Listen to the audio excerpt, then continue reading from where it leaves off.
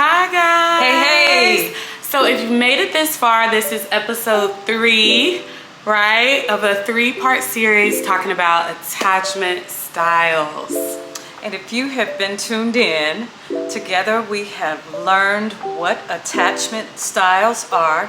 We even went so far as to think about the attachment theory in the background. We've also learned what does a secure attachment look like in a romantic relationship. Dun, dun, dun, dun. Today we will be talking about triggers. So if you know your attachment style, what triggers you in relationships? Well, stick around because we're going to be talking about it. You won't want to miss this.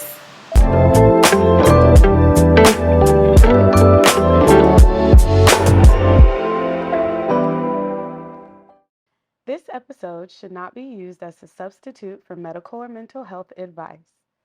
Individuals are advised to seek independent medical advice, counseling, and/or therapy from a healthcare professional with respect to any medical condition, mental health issue, or health inquiry, including matters discussed on this episode. All right. Hey. Hey, y'all. Hey, good people. Hi. Yeah. How's everybody? Yeah, how are you? I am fantastic. Good.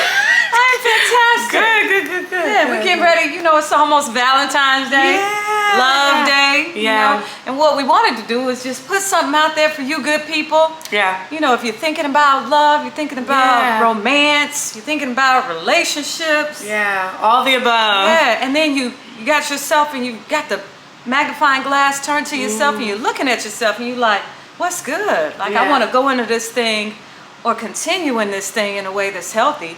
You have found your place to be. Because that's what we're talking about tonight. And that's what we want to promote. Yes. So we have made it to episode 3 of a 3-part series, you guys, on attachment styles. So if you've been writing this thing out, you know we have already discussed what attachment styles are, the different types of attachment styles. Remember, secure, avoidant, disorganized, and anxious.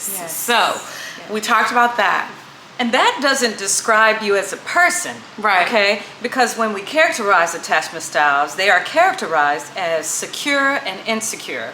And the 3 fall in the insecure category, and secure at least stands on its own. But that is not describing us as individuals. It's describing the way we connect with people.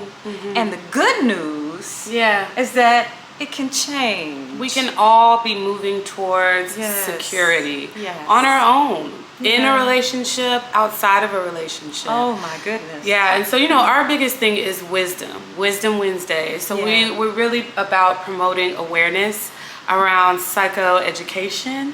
And so we want you, if some of these things that we've talked about resonate and you're like, okay, that sounds like me, well, that's cool, because we're going to be talking to you today about how to recognize triggers and how to work through them for each attachment style in romantic relationships. We're going to go through each of the insecure attachment styles because we spent a great deal of time on episode 2 talking about the secure attachment style. So if you haven't watched that, make sure you go back to our most recent episode. We did spend a lot of time, but it's a really good episode, and we talk about what it looks like to be secure in your attachment style, what it looks like to be secure in the way that you relate to other people. And so we thought that was really important to kind of break it up with some positivity and outline of kind of what we strive to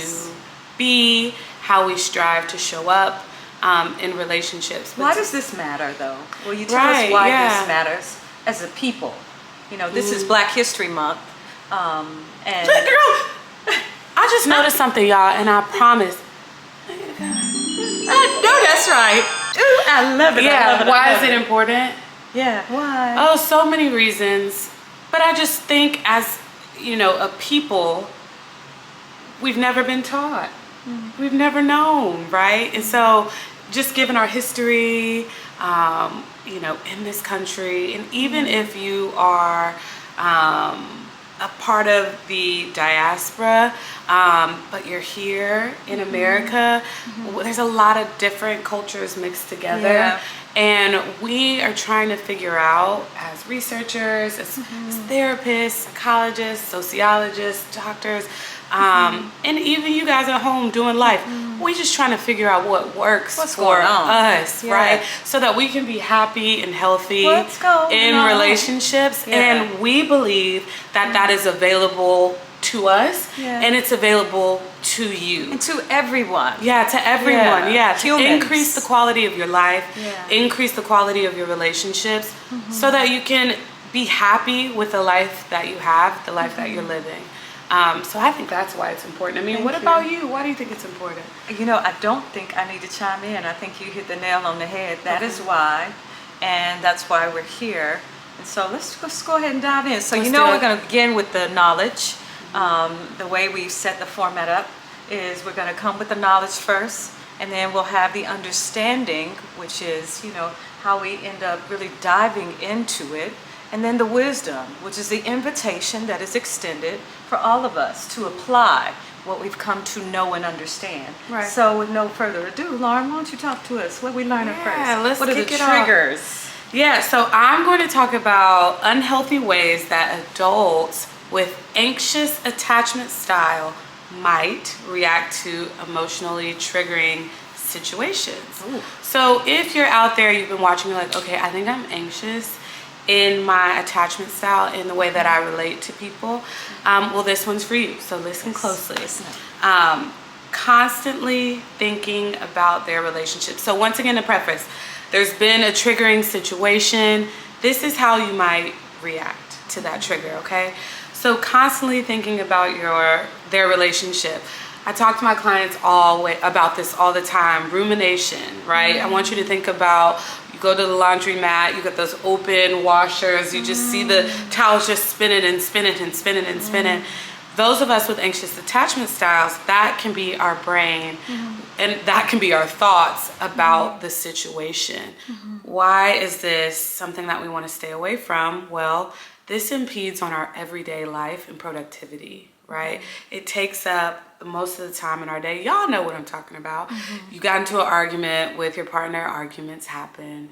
The person with the anxious attachment style tends to replay it over. Well, what did he mean by that? And was he trying to say that, could I have done something better? Yeah. Are we gonna break up? Replaying over and over and over again. Number two, those of us with anxious attachment styles tend to focus on potential threats to the relationship, in parentheses, whether they exist or not. Real or imagined? Real or imagined. So threatened, feel that there's a threat. Yeah. That the relationship is in jeopardy a lot of the time. That's a hard place to be in if you think about it. And this isn't to say that you haven't had situations that substantiate, feelings, but we know that feelings aren't facts. Not all the time. Right? Not all the time. Sometimes they are, but not all the time. Certainly not all the time. So we just want to bring awareness to that. A third, constantly trying to contact their partner. Are you the type of person that when you get in an argument with your partner, you call them like 50 times and they're not answering? And so what do you think? You think by maybe the 57th time that they're going to answer. Right? So you're just in high alert, a lot of intensity. Nervous system. Yeah, all your nervous system, hyper aroused, all dysregulated. Yeah. It's a lot of energy. That's a lot. Yeah, a lot of energy. It's almost like you're drinking pre-workout and you're like, all the time. And then the fourth, using blame or guilt during an argument to get what they want. Person with anxious attachment style, their biggest threat is being caught off balance, the relationship not being in balance. So they will do anything, right? Even at the detriment of their, honesty and forthcomingness in a relationship. They'll sabotage that just to bring regulation to the situation so they feel safe. So the validity of the conversation or, the honesty in the relationship is even you know, up for sabotage, because the person with anxious attachment is working so hard, grasping at straws, just to not feel like you're gonna leave or you're gonna be angry with them. It's kind of hard to be present in a relationship when you feel as if compelled to be performative. Yeah. Now let's go ahead and go to the next one. Yeah. We also wanted to talk about, we want to talk about the avoidant attachment at this point. And of course, there's a different angle for those of us that say we have more of an avoidant way that we attach. So all of these are going to have a kind of, it's like the mirror difference, like it's like the total antithesis of what Lauren just described. Isn't that interesting? It's very, and here's what's really interesting. Tell it. So it's folks with an anxious attachment, it almost seems like there's a magnetic pull to somebody with an avoidant attachment. And a person with an avoidant attachment is seeking out a person with like a anxious attachment. Yeah. Oh, it sounds like a little cat and mouse game to me. And to me too. Ooh, but we'll just leave that there. Yeah. Leave it, yeah. I digress. Okay. So, how do folks with an avoidant attachment, how is the triggering showing up for them? Well, if a partner wants to get too close, they feel uncomfortable with that. That's triggering. Can set off those alarm bells for them. A partner wanting to open up emotionally. So if I have an avoidant attachment and you're my partner and you're trying to be vulnerable, that's gonna make me feel really uncomfortable. I might even say, you know what, I think I'm gonna go to Chick-fil-A.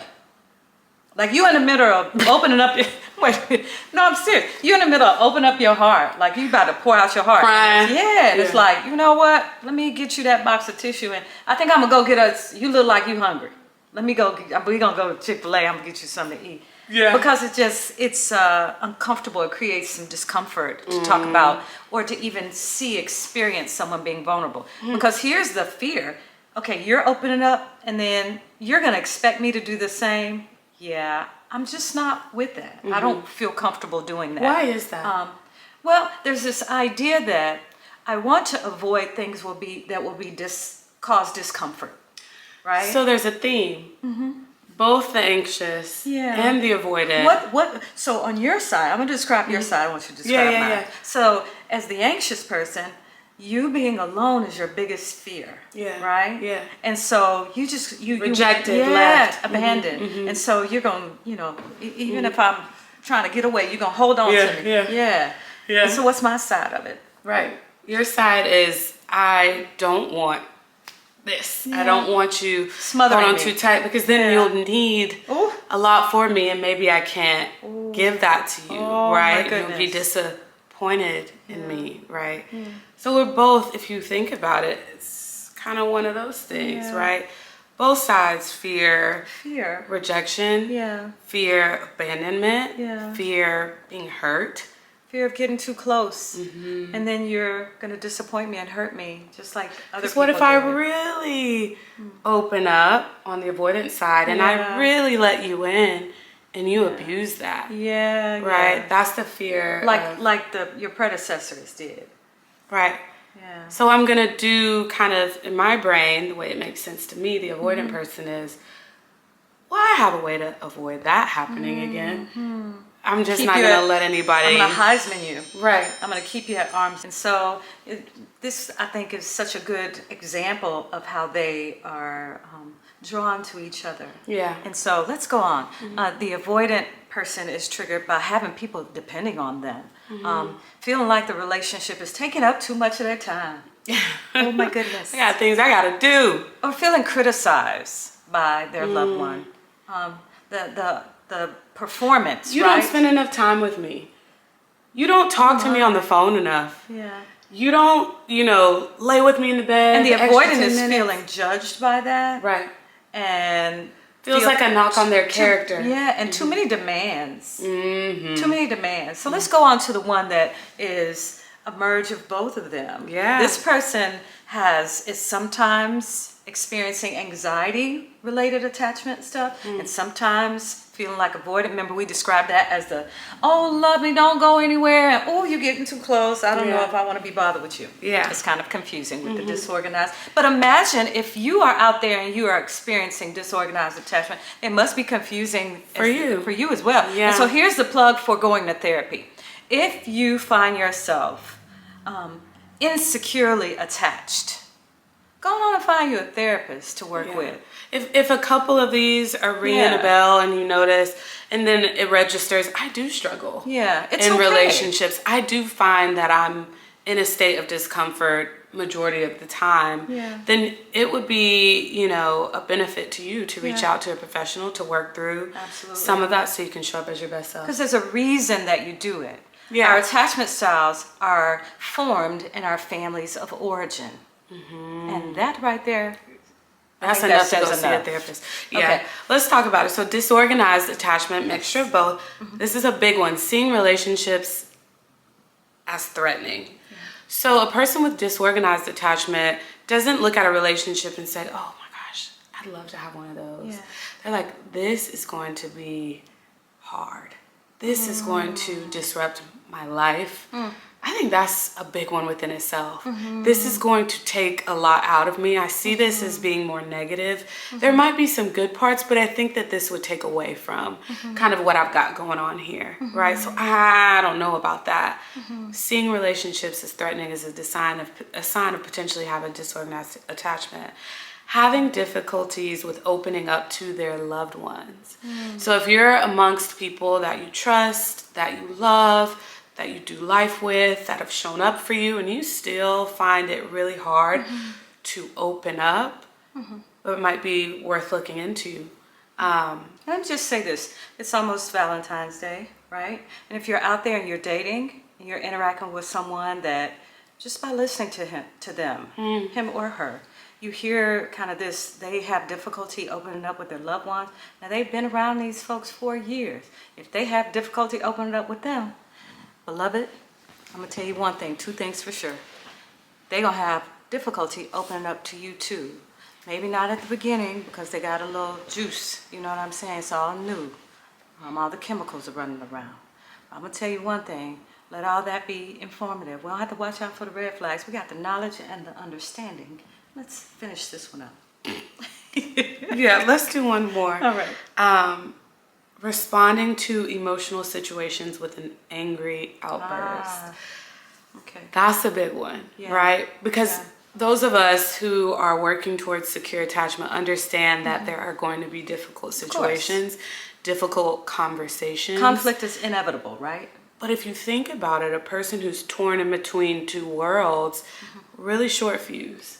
Right? Really, really short fuse because they're confused. Distress tolerance. Low. Frustration tolerance, very low. Childlike, almost. And so if you're out there and this is describing you, you snap, you going off on people, whatever, it's okay. Let's just get there. We can all... Everybody has a crazy. I say this all the time, and I mean this by saying everybody has like a place that where you push them to, they can become, angry or whatever. Everybody knows everybody has that. When you find that, whatever that is for you, go on in therapy so you can widen your window of tolerance, because that's a sign of emotional maturity. You shouldn't have to feel like, oh, maybe I shouldn't ask that question. Shouldn't have said that to him. Or I shouldn't have said that. Or something's bothering you and you feel like you can't talk about it. That's a sign that there might not be a secure attachment. It might not be safe. It might, it might not be safe, and certainly if it's not safe, it's not secure. Absolutely. I think that's just a word within itself, right? And so these are things that we once again bringing awareness, the triggers, the knowledge, and we've delved, I think, pretty deeply into the information, and now we want to talk about the wisdom. What is the wisdom for you related to understanding the triggers for the insecure attachment styles? So I think it's important for us to, now that we have the knowledge and we have the understanding, make it your business to move to a healthy place. that was the purpose of all of this. Not just for us to get in here and kiki and ha-ha and bump our gums just, for no reason.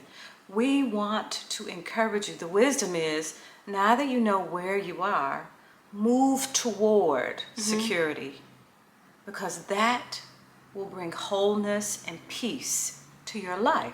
And just because you've been relating a certain type of way, you don't have to keep relating that way. You can heal. Let the healing begin, I would say. That's the wisdom. Very good. I think I would add to that. You might find yourself in a situation where you might be in a relationship and you feel like this is a journey that I want to embark on, but I'm not sure that my partner will be along for the ride. And I would just encourage you, in spite of, continue to move towards secure attachment. Everything else will work itself out. Everything else will work itself out. What'd you say? If not you, then who? If not you, then who?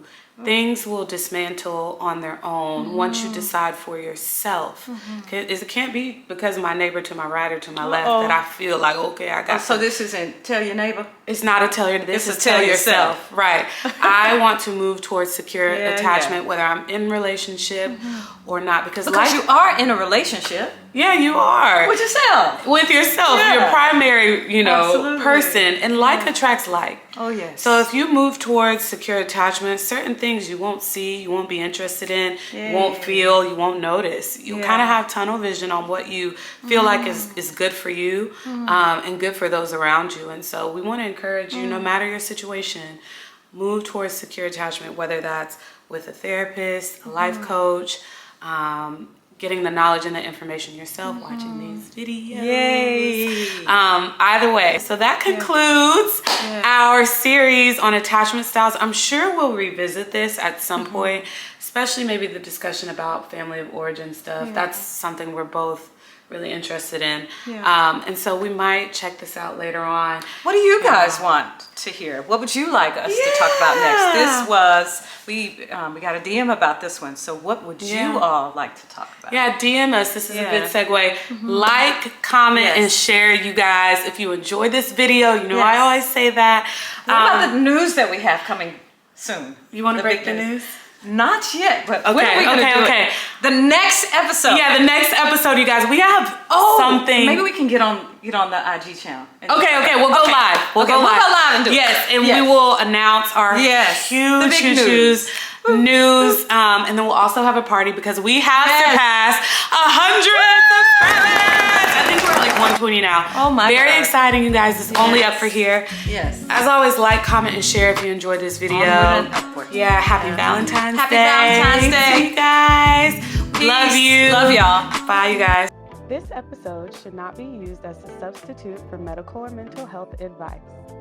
Individuals are advised to seek independent medical advice, counseling, and/or therapy from a healthcare professional with respect to any medical condition, mental health issue, or health inquiry, including matters discussed on this episode.